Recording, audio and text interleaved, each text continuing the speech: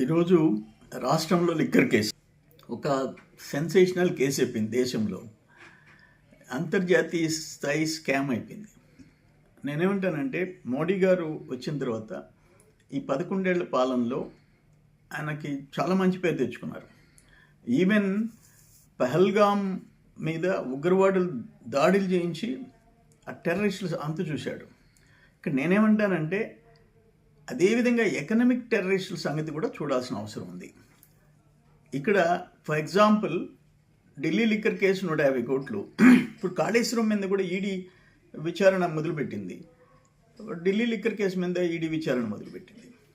ఇక్కడ 1000 కోట్లు international scam, Dubai నుంచి మనీ రూటింగ్, ఇవన్నీ. దీంట్లో ఐఏఎస్లు అరెస్ట్ అయినారు, ఐఏఎస్లు జైల్లో ఉన్నారు. ఒక కీలక వ్యక్తి అంటే మీరు అర్థం చేసుకోవచ్చు, రాష్ట్రంలో ఆయన ప్రమేయంతో 3200 కోట్లు ఇప్పటికి లెక్క తేలింది.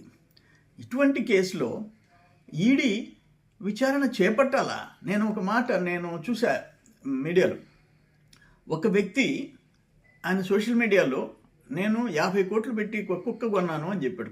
కుక్క పిల్ల. వెంటనే ఈడీ రైడ్ చేసింది. తర్వాత నేను సోషల్ మీడియాలో ఫేక్ మెసేజ్ పెట్టానని చెప్తే వెనక్కి వచ్చింది. 5 కోట్లు 10 కోట్లకు కూడా ఈడీ రైడ్ చేసేసి సీరియస్గా యాక్షన్ తీసుకుంటుంది. నేనేమంటానంటే ఇక్కడ కూటమి ప్రభుత్వానికి, మోడీ గారికి నా విజ్ఞప్తి ఏంటంటే, బరి తెగించిన స్కామ్ ఇది.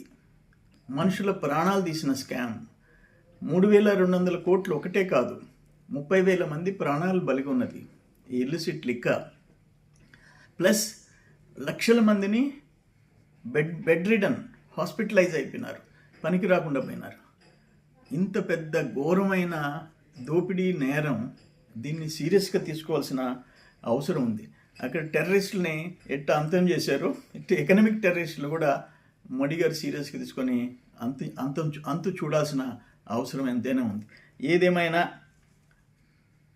ఈడీ వెంటనే స్పందించి దీన్ని, ఇటువంటివి అంటే ఒక మెసేజ్ దేశంలో పోవాలా, ప్రజలు నమ్మి ఒక ఛాన్స్ అంటే ఎన్నుకుంటే వాళ్ళే ఇటువంటి బరితెగింపుకి పాల్పడితే పరిణామాలు ఎట్టుంటాయని అనేది దేశ ప్రజలు గమనించాల్సిన అవసరం ఉందని నేను విజ్ఞప్తి చేస్తున్నాను.